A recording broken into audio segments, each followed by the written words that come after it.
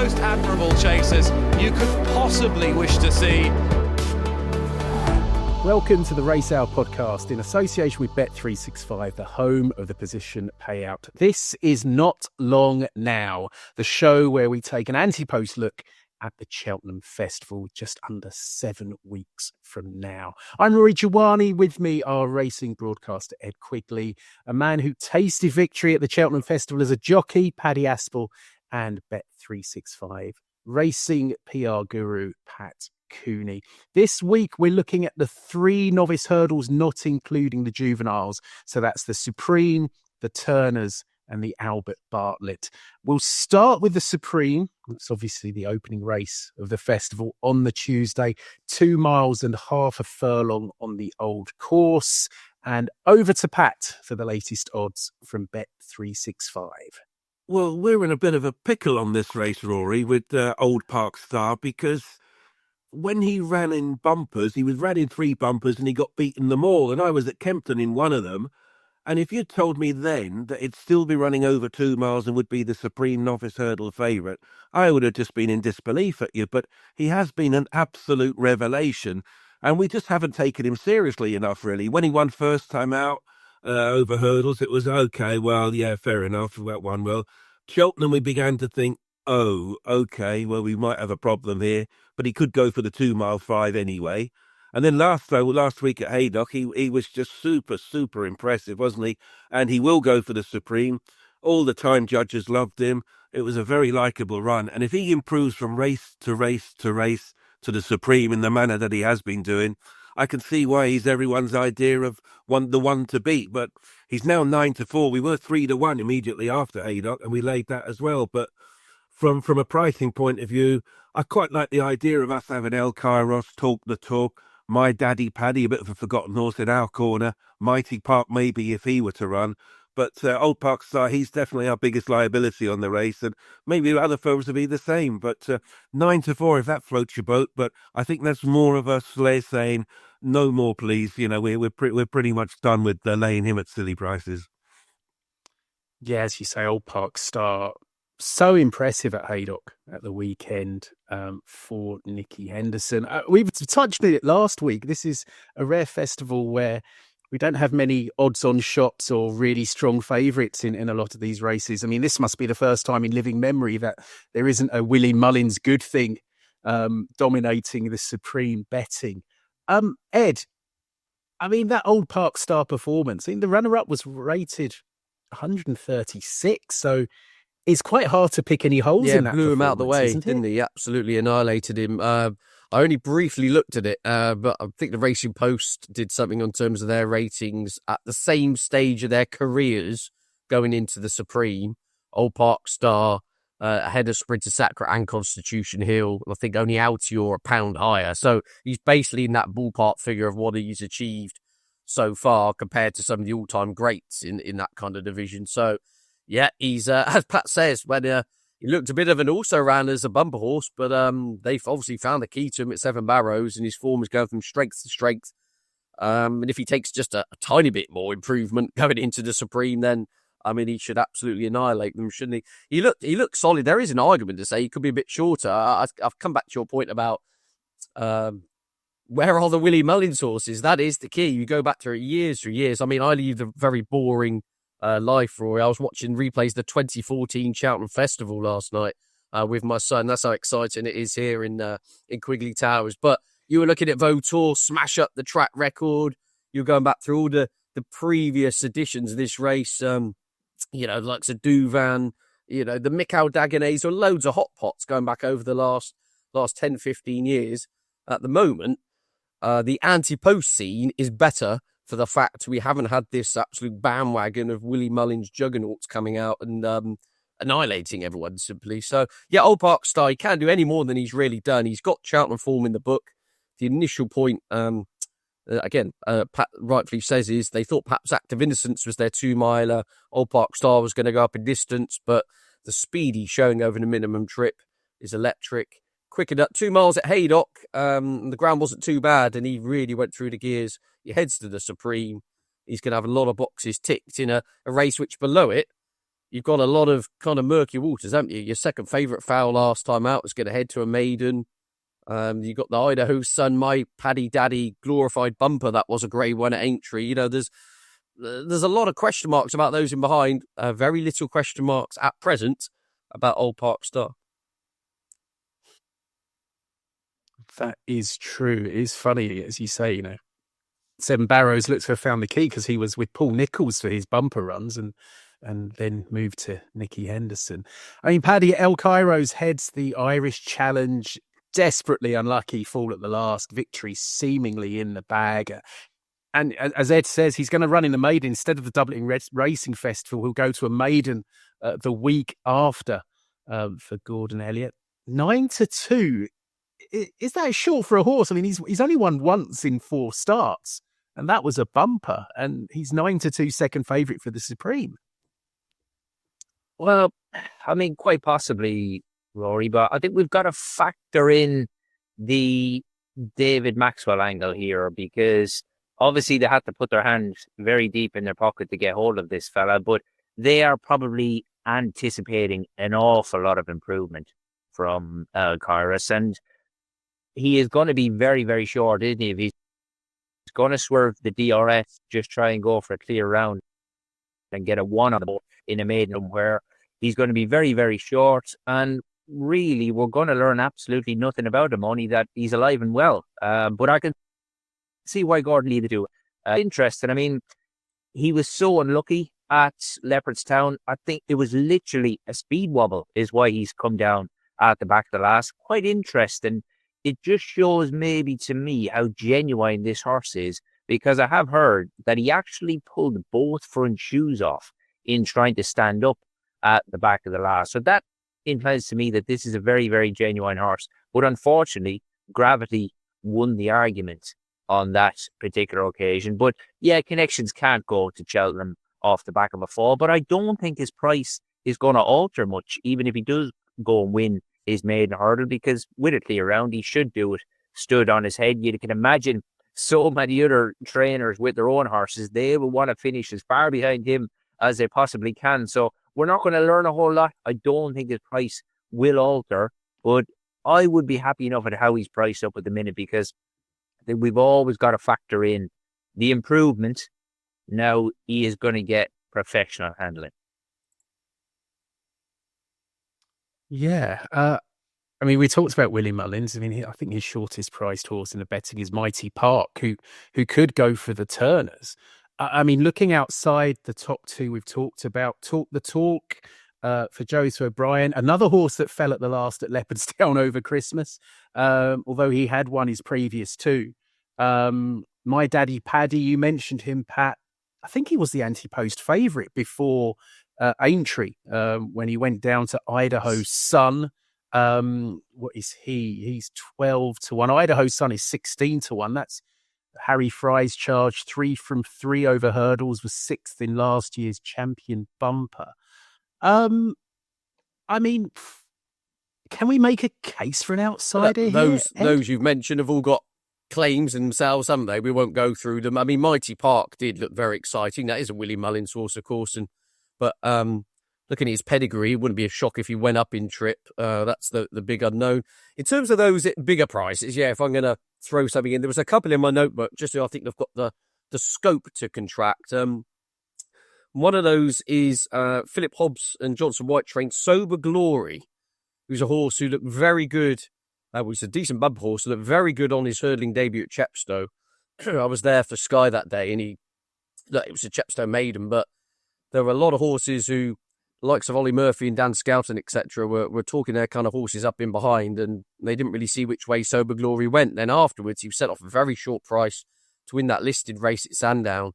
Something was totally amiss that day. He travelled well to a point and then just stopped. He went through every test possible. They ran a full MOT on him. Nothing came to light, which is often a little bit of a worry, isn't it? Trainer likes to get an excuse in when they say, oh, X was wrong or scoped badly or something. They couldn't find anything. And Philip Hobbs said last week, right, we're going to roll the dice again. Took him to Newbury. Again, it wasn't the strongest of heats, but he jumped superbly, came home in a canter in his own time. Now, he is due to head to Exeter on February the 8th for that listed Novice Hurdle. where he'll take on Idaho's Sun. So this is going to sort a few things out. Now, he will be in receipt of weight from Idaho's Sun, because Idaho's Sun will have to carry a Grade 1 penalty for winning over Christmas in that listed race. I wouldn't be shocked if Sober Glory, he just looks to have a horse of a lot of class. There was clearly just something amiss at that Sandown day. If he ruffles up Idaho's Sun, then naturally the 40 to 1 or whatever he is will soon disappear. Philip Hobbs said they'll be using that as a barometer as to whether they head to the Supreme or whether they look elsewhere for later targets in the spring. So he's just one to bear in mind. Very quickly, another. The Barry Connell interviews and I'm enjoying them the more they go through. Of course, we've had we had the build up, didn't we, before John Bond's race at the weekend with Elete Tomp, and Barry Connell saying, "Oh, I'm not worried about Elete Tomp. We beat him the length of the home straight, etc., etc." Marine National's just got to jump round to win another champion chase, and then he's described the Clarence House as a Mickey Mouse race. So yeah, not going to be losing any sleep over John Bond winning 11 Grade 1s. I think it's good fun for the game personally. That's on another note. Well, he's got a horse in here who could be a bit of a lurker, called Each to Their Own, who absolutely hacked up on a handicap hurdling debut last time out. It was off a lowly mark, but he did a really quick time and absolutely bolted up. Sounds like he's now going to the DRF for the Grade 1. And he says, he's not too dissimilar to William Money. Of course, he ran very well when placed in the Supreme last year. So he's another one. I don't know what price Pat's got. He could be anything here. But he's just one. If he lives up to the hype his trainer's billing him, then it's not hard to see him contracting in price. But yeah, as you say, at the moment, Old Park Star very much setting the standard. Yeah, just see that Each their own 50 to 1 with Bet365. Paddy, anything lurking at a price? Any whispers that we might not have heard about some good thing that's going to turn up at the DRF and become favourite? Well, I suppose the thing is, we've got to look at what direction horses are going to go. I mean, I thought Ballyfad was ultra impressive. I loved the way he hurdled at Leopardstown last time. You'd think he might go a different direction. And obviously, Bambino Fever, she got turned over, did skimpy odds at Naas 2 runs ago, but was proved an absolute rout just the other day when going forward and got the job done very nicely. But she's obviously going to be looking to go down the mare's route. But I think the market has got it about spot on here. We just lost Paddy. I think the gremlins have struck. We'll try and get him back for his view. Here he is. He's back. It was a quick interruption. Paddy, you were cut off in mid-flow. You were talking Ballyfad, and then you were talking about the mare. Fever. Bambino Fever. Pick up on Bambino Fever for us, Yeah, Paddy. I suppose it's just what direction these horses are going to go. There's a serious chance that she's going to stick to her own sex. But I just think the market's got it absolutely bang on here, because as Pat mentioned at the beginning here, this Old Park Star, for jumping a hurdle, he's drastically improved. I mean, his bumper form, he is starting to turn around now with the likes of Hurricane Pat, who got the better of him when trained by Paul Nicholls in his bumpers here. I think they've got it absolutely spot on. You're always going to have your each way thievery here, but that's just up to everybody's own choosing here. But I think for sure at the minute the market has got it absolutely bang on. So there we go. Pat, anything being backed at a price, or is it all about Old Park Star in the betting? It's all about Old Park Star. An interesting one maybe is Mossy Fen Road of Harry Durham, who was quite a revelation at Chepstow over Christmas. He jumped out and he made all, and he absolutely scooted round the track, and he clocked the real good time as well. Whether you can make all in a Supreme is another story altogether. He might just be a good pacemaker for the favourite, sadly, but it'd be interesting.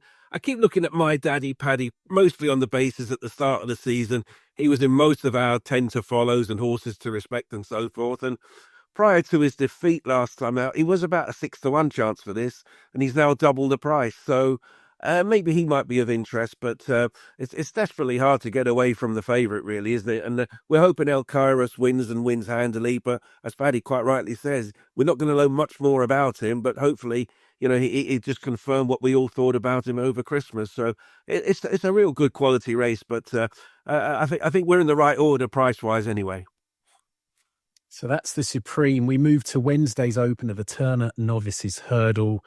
God, it used to be the RSA Hurdle back in my day, or the Neptune. 2 miles and 5 furlongs again on the old course. Pat, this one's even more open. I mean, what are the odds from Bet365 here? Well, this is quite an odd-looking set of prices, really, Rory. With 7-2 the favourite and 12-1 bar. And I keep thinking, No Drama this end, who is the favourite, unbeaten in 3 races over us. I don't really think he should be as short in the market compared to anything else in the race, but he's clearly the one to beat. He was super impressive, really pretty much in all 3 runs. And I know when he won first time out, it caught them by surprise a bit. They didn't think he was going to be that impressive. And same again for his next 2. Now, I know when he won at Newbury, he didn't necessarily blow everyone away, shall we say, but you're still waiting for other horses to throw their hat into the ring. You'd love the likes of Mighty Park, of course, to come here. We all fell in love with him, didn't we, when he won his hurdle race last week? And one we are laying at the moment is Acts of Innocence, in the same colours as the Old Park Star. I think he's jockeyed up to run at Cheltenham on Saturday in a race over this similar trip. And he's around about 6-4 for that. We were 16-1 about him to win this race, ante-post. We've just clipped him to 14. And of course, were he to win it on trials day at Cheltenham, you'd imagine he'd be 5 or 6-1. So people are trying to get a flyer there. As for the horse himself, Ed alluded to it with the other horse, the owner's horses, Old Park Star. At the start of the season, they might have thought they would be going in separate directions trip-wise. So maybe Act of Innocence, they're stepping him up in trip because they haven't got the 2 miler anymore in Act of Innocence. They've got the other one. But he's a very interesting run. And I say, were he to win Saturday, won't be easy, but he'll be half the price. So again, I keep looking at No Drama this end. 7-2. I think that's about right. I'm not necessarily going to crown him as a superstar. I think he's done well. But to me, I don't really see why he should be as short as he is compared to the others in the race. Yeah, No Drama this end. You alluded to, won the Challow Hurdle to make it 3 wins out of 3 over hurdles. 9th in last year's champion bumper. But the Curse, I mean, the New Lion broke it last year. It's been going for a long time. Not even Denman could beat the Curse, and No Drama this end in the same colours. I mean, the New Lion also snapped a 7-year Irish winning streak in the race. But I don't think Paul Nicholls has won this race before. It's a strange market, as you say. When everything else is 12-1, you'd expect perhaps the favourite to be shorter than 7-2. We might see something emerge this weekend at Cheltenham or Doncaster. You mentioned Act of Innocence. I mean, Paddy, No Drama this end. Does he strike you as a winner of this race? Absolutely. The only negative for me is I wish they'd swerved the channel, because without a doubt, it's an absolute graveyard, but it is a race that Paul Nicholls does like as a bit of a stepping stone towards the Cheltenham Festival. And I mean, it was the old hoodoo was broken, thankfully, last year, but by a very, very good one in the New Lion, but also trained by a man who really sets out his targets very, very well. So I think that was just a little bit of a blip. I do think the channel is a well-deserved graveyard as far as Cheltenham stats go. The interesting thing about No Drama this end is, yeah, albeit he maybe didn't look at his absolute best last time. That's just the way the race developed and several other factors. But the one thing I've liked about this horse, around Sandown especially, Harry went round the inside the whole way. He looks like a horse who's got a great mind, which is the biggest thing, because even when they rode him in the Cheltenham bumper last year, yeah, obviously he was there to win, but they rode him quietly and he still came home. He ran through the line hard. And although he only finished 9th, he wasn't beaten very far. And I mean, for a UK horse to finish as close as what he did in a Cheltenham bumper, it was a very respectable run. And he's also kind of in the Old Park Star territory. He's improved massively for jumping a hurdle. And again, in this contest, I think UK trainers are going to be very, very well represented with an extremely strong hand.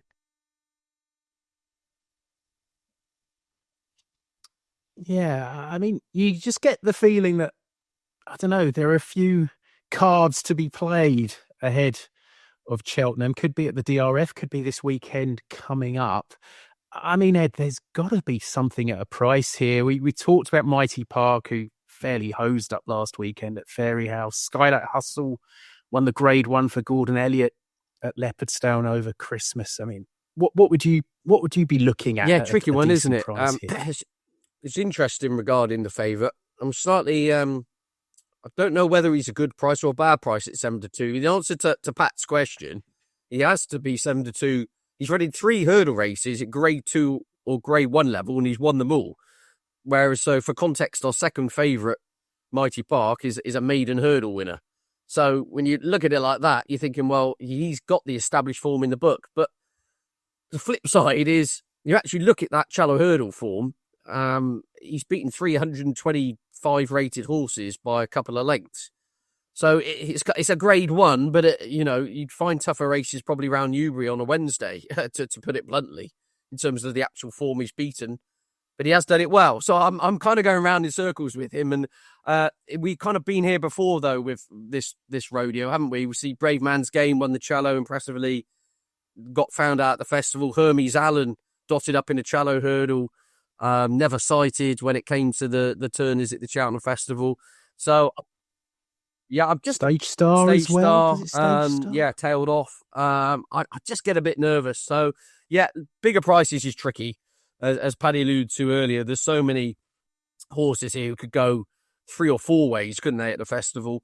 The last race on Saturday, we'll come on to that slightly later in the show, but it's the Turner's Trial, if you want to call it that. Well, it literally is, because every English horse, I think, with a hope in the Turners is pretty much lining up. You've listened to the trainers, and they all can hear a defeat. You've got Active Innocence is going to run.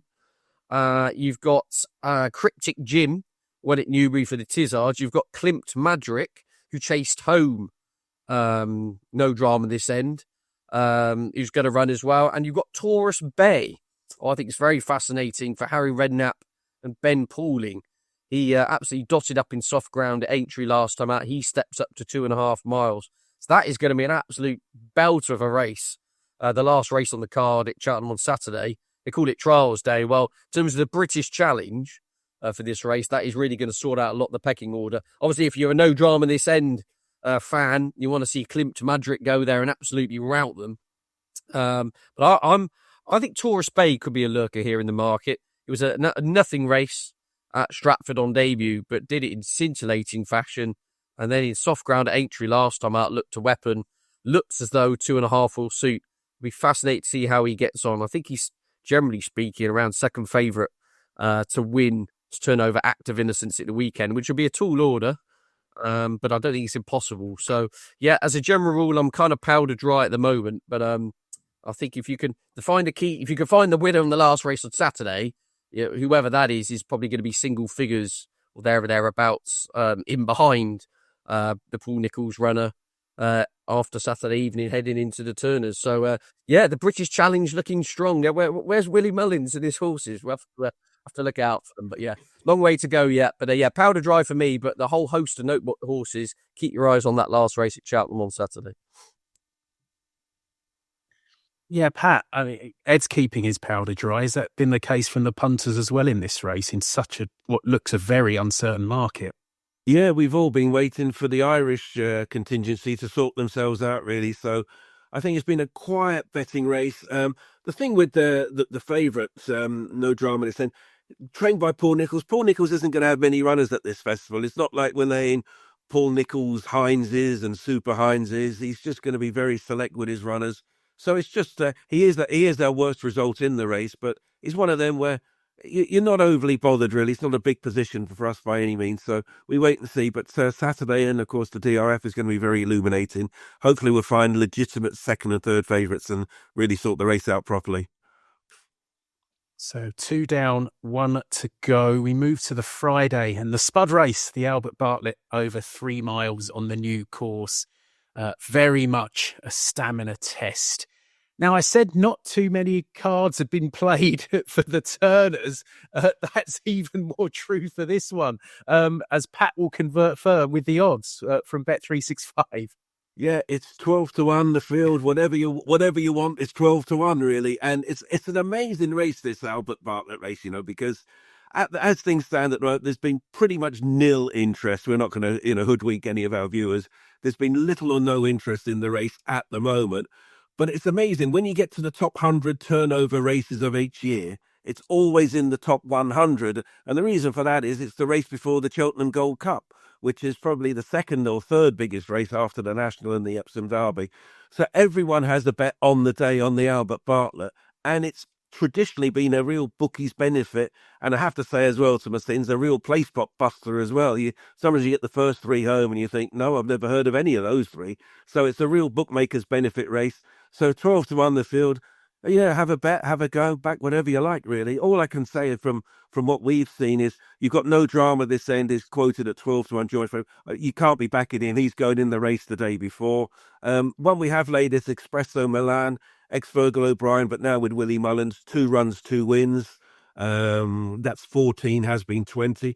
And what we have laid in recent days is Kazansky with a K, trained by Gordon Elliott. Again, you look at the bare form, took a long time winning a grade 2 at Limerick last time out, but stays and stays and stays. That has been 40. That's around about 28 now. But no, good luck to you for finding it. I would personally wait for the day. I'd say we're bound to be first 4 places, and some brave bookmakers will probably be first 5 as well. There'll be a lot of runners in the race, because this is a race at Cheltenham where you have a legitimate chance, even if you are going there with a slow boat. Yeah, absolutely. Dr. Steinberg is the joint favourite with No Drama this end, and he's 2 from 2 over hurdle to Willie Mullins. You mentioned Espresso Martin. Sortudo is prominent in the betting. Another Willie Mullins inmate. He was beaten by Declan Quigley's I'll Sort That earlier this month in the Grade 1 at Naas. I'll Sort That is 16 to 1. I mean, Paddy, where do you start here? I mean, Dr. Steinberg's done nothing wrong so far.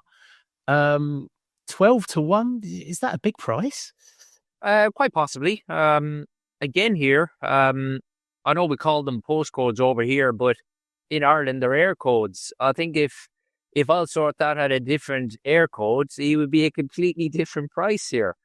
Because you mentioned the Sortudo form. I mean, Sortudo actually beat this fella in a bumper, and yet again we are seeing a horse that has improved past other horses for jumping a hurdle. I mean, he's a bit of a freak, really. I'll Sort That, because he cost pennies as a 3-year-old. I think €3,500. He's by San Mason. He's out of a mile winner on the flat. I mean, he shouldn't be doing what he's doing. I think more so than anything, it's an exploit of how good Declan Quigley is, and he's already got himself up to a very lofty rating of 142. But I mean, he's going to have his followers, and if he does have his followers, simply because he is trained by one of the, I will say, a smaller but very, very rapidly up and coming trainers, you're going to get some value there. And I just think this is a very classy horse, and he's not so much going to go underneath the radar. But again, just because he's from a smaller outfit, he proved in the Lawlers at Naas that there's very, very few holes in this fella, because he's gone from the front that day in particular, and maybe wasn't very pleasant watching that card from Naas. You really had to be very, very tough, and he showed what he could do. And yeah, I wouldn't put anybody off at those sort of fancy prices, but I'll Sort That. But another one that's in here, Rory, a horse that I have had on side before on the pod with you guys, if he does come this direction, is Dan Skelton's Carling Rig, because he has got an entry at Trials Day at the weekend, but he's also got a River Dawn entry up at Doncaster, so it'll be interesting to see which way he goes. But I quite like this horse because he tends to run behind the bridle a little bit. The Skeltons have ridden him very, very cold, but he's a real finder of the bridle. And there's just a few factors in here and a few stats that the UK guys have got to turn over here. It is a poor favourites race. This is a race where you can get a bit of value in, but more so the UK trainers in the old potato race, as they call it. The record is not very good. So the UK guys will be hoping to try and alter that stat a little bit more this time round. Yeah, from what you say, I mean, if I thought that was trained in Clasutton, they'd probably be half the price. Ed, you were nodding in agreement about Carlinrig. Looking forward to seeing him this weekend, I guess. Dan Scout's quote was perhaps they were going to go straight there. They seem to slightly U-turn that decision. He's either going to run in the 2.5 miler, or as Paddy says, go for the River Don at Doncaster at the weekend. But he looks a really nice type. He's got winning course for me. Obviously won the Albert Bartlett trial before Christmas. So in a race where you've got all different sorts of options where horses can go, I'd pretty much say as long as he's got 4 legs and he's fitting as well, he will be taking his chance. But yeah, Paddy's spot on. This race has just caused absolute carnage. I'm sure this is Pat just rubs his hands with glee when he sees everyone the betting turnover on this race, and you see Minella Indo winning at 50-1, Kilbrook and Storm at 33s, Stella Store at 33s. You know what? Wowback favourites dropping out the back of the television. I think Allaho was turned over in this, wasn't he? There's just carnage in this race. I think Jasmine DeVoe last year was one of the shortest price winners at 6-1 in the last 15 years. It kind of sums it up. It is a race which is a bit odd if you actually look at the stats. You almost don't want graded form. I'm not saying you don't want it, but it always goes a little bit out the window here. It just becomes a battle of wills with a lot of these young horses. And who wants it most, especially if the ground gets deep. I remember going back years ago, there was it Nenafar Collonge for Alan King, I think, won it in an absolute swamp. It just turns into a real dour staying test. And so, yeah, I wouldn't be getting too carried away with anything. That I do like Carlinrig going further forward. There is a horse in here. Rebecca Curtis knows how to get the job done in this. She won this course with at Fisher's Cross once upon a time. She's got a very interesting sort running in that River Don at Doncaster on Saturday called the Price of Peace. Absolutely hacked up in a nothing race in Wales last time out. But she's already given it the kind of at Fisher's Cross comparisons, and I believe it is running in the River Don stepping up to 3 miles on Saturday. I actually quite really fancy the Price of Peace to get the job done there. If that's the case, then the odds will tumble dramatically because something's got to kind of show a hand at the moment because it is priced up like a ripping handicap, this race, isn't it? So, yeah, the Price of Peace for me would be one at a bigger price. With a win on Saturday, naturally the odds will tumble, and I think does have serious chance on Saturday. Yeah, so a very, very tricky one to finish on there, the Albert Bartlett. That's our look at 3 races at Cheltenham. We're going to look forward to the upcoming weekend's action. We mentioned Cheltenham Trials Day on Saturday. You've got the Cotswold Chase, the International Hurdle, the Cleve Hurdle, the Triumph Trial, and the classic Novice Hurdle, which is the lucky last, which Ed went into in detail earlier. At Doncaster, we've mentioned the River Don over 3 miles, which could throw up a contender for the Albert Bartlett. You've also got the Yorkshire Rose Mares Hurdle and the Great Yorkshire Chase. At Fairyhouse, there's the Solarina Mares Novice Hurdle. And on Sunday at Naas, there's the Limestone Lad Hurdle. And we've got a Grade 3 Stayers Novice Chase. Pat, I can't believe there's been much money flying around ahead of the weekend, but you can tell us where you're off to this weekend. Well, I'm hoping to go to Cheltenham. I'm really looking forward to the 3 o'clock Sagino versus the New Line, and add in Poniros, the Triumph Hurdle winner as well. They're all jockeyed up, so hopefully the big 2 will turn up and run there. But looking at the liabilities in the office, and most of us focus on the handicaps over the weekend. The 115 is Jaguar, all about Jaguar, one of the most popular handicappers in training this. And I thought he should have won at Cheltenham last time out. I thought he was a little bit unlucky, and he only went up £1 for that. And they said he might just need the run. He'll come on for it. And this time around, he won't be carrying top weight because JPR1 is already jocked up with 12 stone. So he's sitting there off 11 stone 7, a marker 149. And he's one of these horses everyone will say, oh, he won't be on 149 for long. He's just going to go right through the handicap. So he'll be all the rage, I'm sure, in the 115. Priced accordingly, I have to say. We're there at 7-4, so not giving you too much value there. The big handicap at Doncaster, you touched on the Great Yorkshire Chase, 205. Smaller field than usual, but Deep Cave of Christian Williams, again, he's been popular. And this was, he just got up to win at Ascot last time out. And normally, when you win a handicap at Ascot, albeit narrowly and in a bunch finish, you tend to go up more than £2. But he only went up the 2 for that win, and his record over fences is 5 races, 3 wins. So he's in good hands with Christian Williams. Another one, you just look at him and think, yeah, the way Christian targets his horses and his races, this horse could go through the handicap mark, and he's a good place for horses. So I'd imagine Deep Cave to be a very popular order at Donny as well. But a lot of people will be saying this is Jaguar's big day. So, eyes on the handicaps for me, and I look forward to enjoying the other races.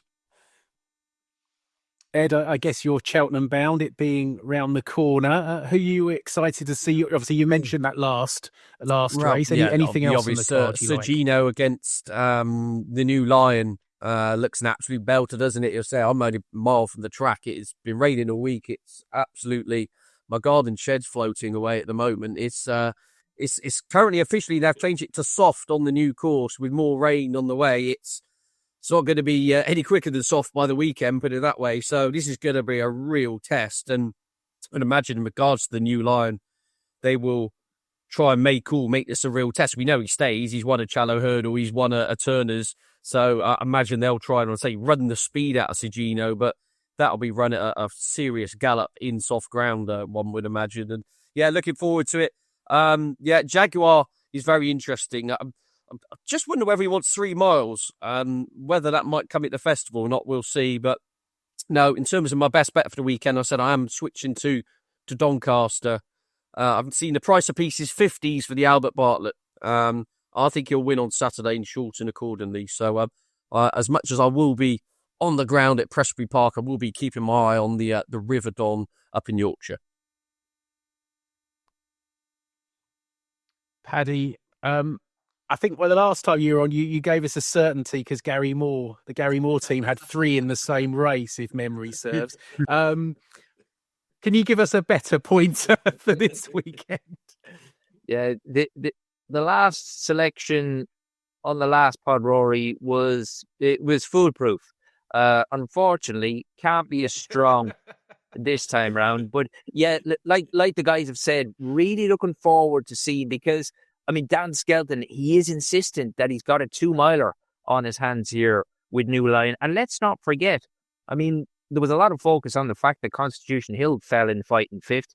For me, visually, New Lion got a far worse fall at Newcastle than what Constitution Hill did. And he didn't look like a front runner to me. He looked in top gear from a long way out. We knew he was going to come home. But Sergino is a very fast horse. How fast is he going to have to go at the weekend to get Sergino out of his comfort zone? But he is going to have to try and run the speed out of him.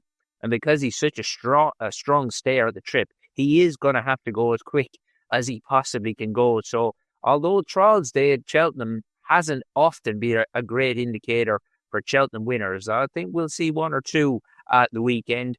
One other horse I wanted to mention as well, Rory, was a horse that I've heard a few whispers again. And it's a French import in the Marie and Joe Donnelly colours. That's in the 12:40 Cheltenham. Feel Good.